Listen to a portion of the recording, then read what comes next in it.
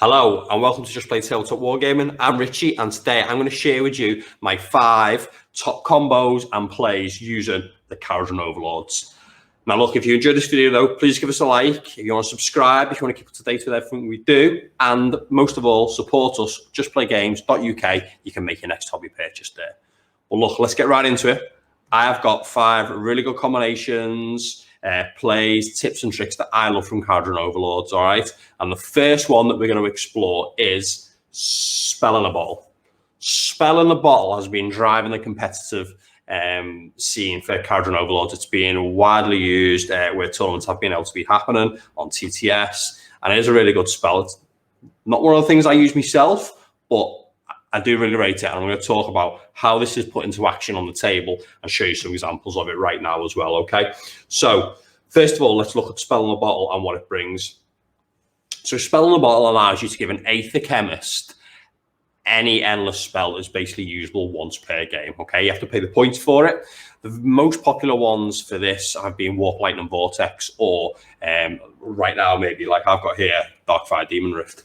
So, it's a lot of points, and you have to invest quite a lot to get it as well, because often your first artifact is locked in when you pick a skyport. So you're getting this through, you know, having a battalion, or you can do a combo with the chemist himself, where you can make him a collector and allows you to unlock some extra artifacts as well. But look, it's really, really good, and you can team that up with a few things. I'm going to actually team this up with something else here, which we see quite a lot as well, which is the Zorb Core Deal Breaker Battle Ram.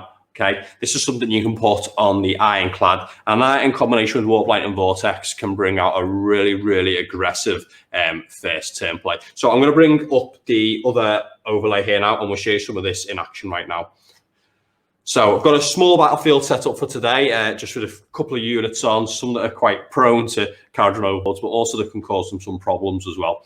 So the way that this works when you actually get to the table is what people are commonly going to do is use Zilfins. There's always a breeze if you find it, to set up anywhere on the battlefield 9 inches away by using their fly high ability, but do it in the hero phase. So the way they get to sequence this is they will, in the hero phase, move their Ironclad,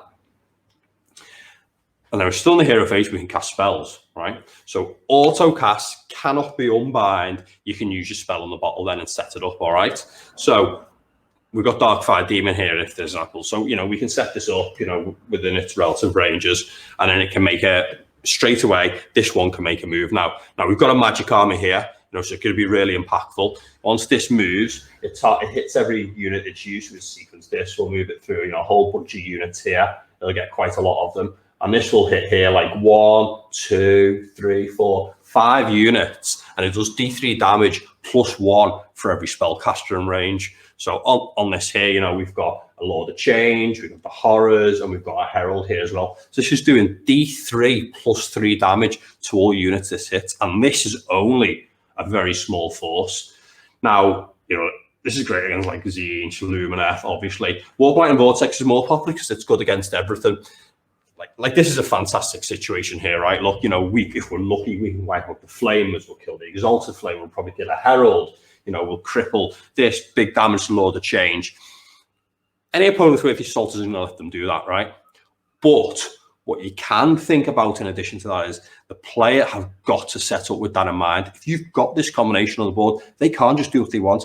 They can't set up their lovely castles. Say they're playing Conflagration and they want to put, you know, all their flames together around the Exalted, around the Fate Masters. These things they can't do. They're going to have to respect where you can put, in this case, Darkfire Demon Rift, or any other armies. Just have to respect the Warp, Light and Vortex, all right? So that's similar how this combination plays out here. Now the Battle Ram, where that can come into play here, is this can now move. So it can move to 3 away from you, okay? Let's say, you know, we've had some good luck here. We've killed a bunch of these units. These have died. There's not much left. Then it can charge it. Now, the Battle Ram does 2d6 damage. Well, it does roll 2d6 for a charge. And however many dice it rolled on a 4+, that unit takes a mortal wound as well. You know, so, you know, you can put loads of mortal wounds into these pink horrors here. Or maybe you got lucky and got into a small hero or something. Might be able to take him straight off the board with some 4+ mortal wounds. And then 18 wounds, 3+ save model, has tagged the opponent's army, has tied them up, and it's going to buy you a whole bunch of time while your rest of your army can maybe try and score some objectives as well, all right? So that's just one quick play that you can make using the spell in the bottle. So the next one that we've got here is Defend the Barrack, I've called this. Kharadron Overlords you'll typically see set up where all the units are just in the airships, right at the back of your deployment zone, and you're ready to take off, go anywhere across the board. Now, some units, you know, might be able to take a whole bunch of objectives. You could put yourself in such a hole from losing models early on that from losing objectives early on, they've got really big scores, and it can be quite hard for Kharadron Overlords to take and actually hold objectives for any length of time as well, because you don't have that many units and they are quite squishy.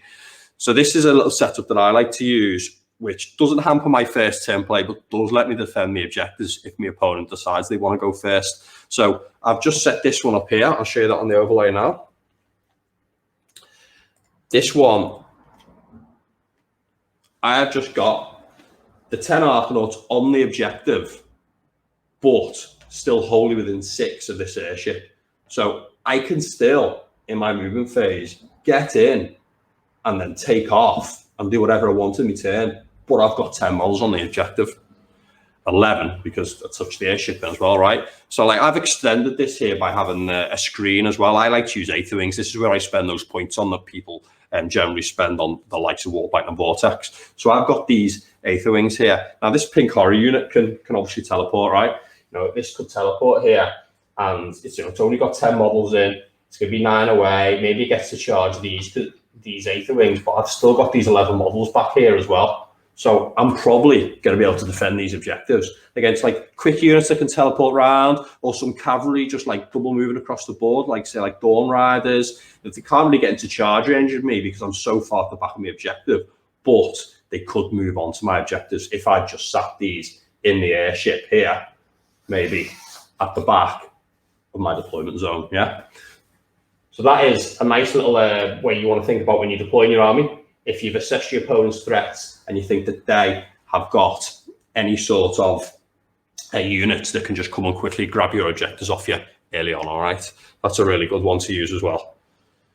So my third tip is a little combination that I love, Gauge of Grungy. Maybe a bit more fun this one, but it is quite powerful actually to help leverage a little bit more out of some of these characters they might have to buy. So this one involves Remaster, okay? And it involves Aether Quartz monolens, okay? So this increases the range of his Gaze of Grungy from 9 to 18. Now you've got a deep strike, you've got to be 9 away from people. You don't really get to use that ability. Now Gaze of Grungy is quite a good shot. It's 3s to hit, 2s to wound, round 1 and does D3 damage. Look, best of all, it's just a dwarf staring down the enemy and actually causing someone to maybe die from just looking at the stare or take some damage. Now you can combo this up with Great Tinkerer, which will add 2 to the attacks characteristic of it. It's just fantastic now. You know, you've got 3 attacks at range 18, 3s to hit, 2s to wound, round 1, D3 damage. That's really, really good on a character. This could be a 100-point character, maybe in one of your boats, or you might even want to put this on the guy who's got the balloons as well with the dirigible suit. And that allows him, you know, to have a really good shooting attack combined with his other 6 shots. He's quite a little battery as well. And you need heroes, you know. He unlocks some of the battalions you want to use. He lets you have 1s and then riggers as battle line. So he sees in quite a lot of armies. So I love that combo. But really, I've just always loved the gaze of a dwarf. It's been in so many games over the years, and I really enjoy it. Look, that's 3 so far. So if you enjoyed what you've seen so far from us, please leave a comment. Let us know what you think. And if you think there's anything from those that you've used before or that you might go and use in your games now. Now, the next 2 I've got around objective play, which is how you win Age of Sigmar games. And it's something that I think Kharadron Overlords can be quite weak at, but they are very good at stealing them in important situations, okay? So, first of all, we're going to look at the Iron Sky Attack Squadron. So, the Iron Sky Attack Squadron is a very, very popular battalion. It allows you to fit a bunch of things in your army, get your low drop. It's only 100 points. You have to have 2 frigates, and 2 units of Arcanauts is the minimum, but it can scale up even more frigates and Arcanauts. And what it allows you to do is they can get out after it moves. Now, normally you can't like move an airship and then get your models out. It's get in or get out, but the boat can't move.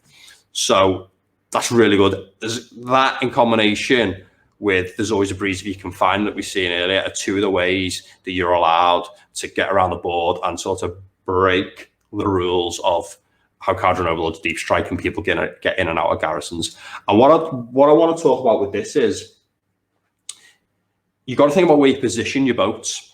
It's very easy to get caught up just in the deep striking because you can't deep strike and then get them out with this, but you can move very far and get them out. And that's what I want to stress. When I am playing with the Kharadron Overlords and I'm deploying or I'm moving around each turn, what I want to do is I want to position my boats with in mind of using that ability. Okay, so maybe I can, you can just easy to go, right, I'll put this here and I'll deep strike wherever I want.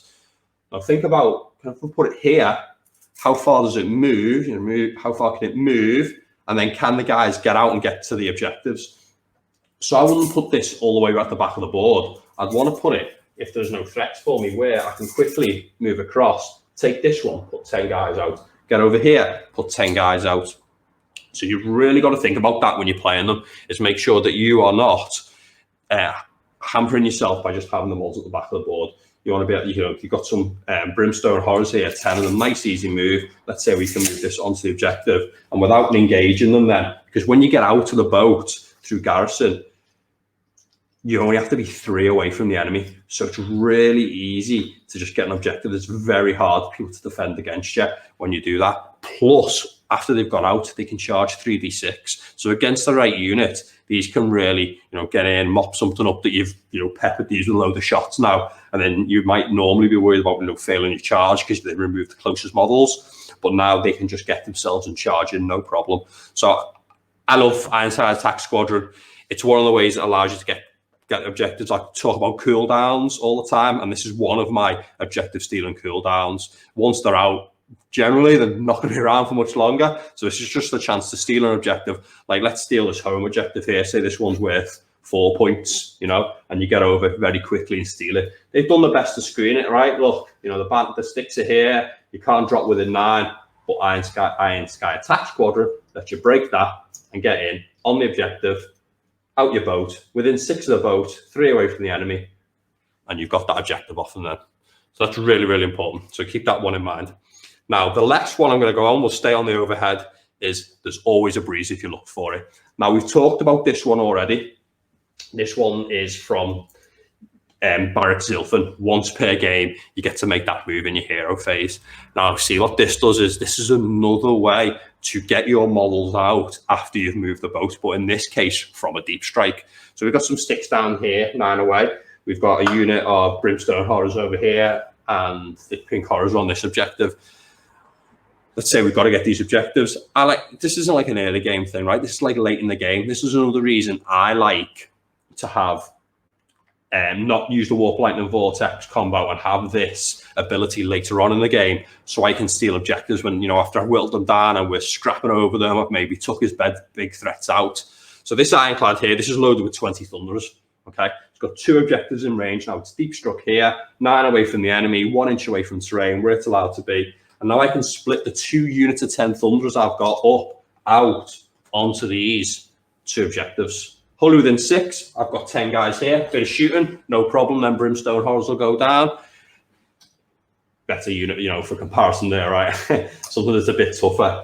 And then again, we've got another 10 here. And like we said before, this Ironclad can go off and move. Now, maybe it flies over the other side here to screw, where it's got space. It might fly over the other side, screen some enemy off. It'll move itself in a position to make a charge, tie the enemy up. Let's protect this unit here that's going to be trying to hold on to it, using those 18 wounds and a 3+ save. So that, for me, is a really, really good way to play the objective part of the game with Kharadron Overlords. I think it's one of the weakest parts of them. That may seem more powerful here, but you can't just do this and hold them. These units will just die to any decent combat units once you put them out. So you've got to pick your time to do this right. So they're really big cooldowns that you can save later on.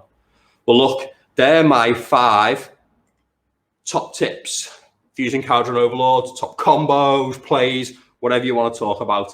Thanks very much for watching this video, guys. Like I said earlier, don't forget, you've got loads of content on this video. You can see a few of them in the links up there now. Check them out and support us at justplaygames.uk. Thanks very much.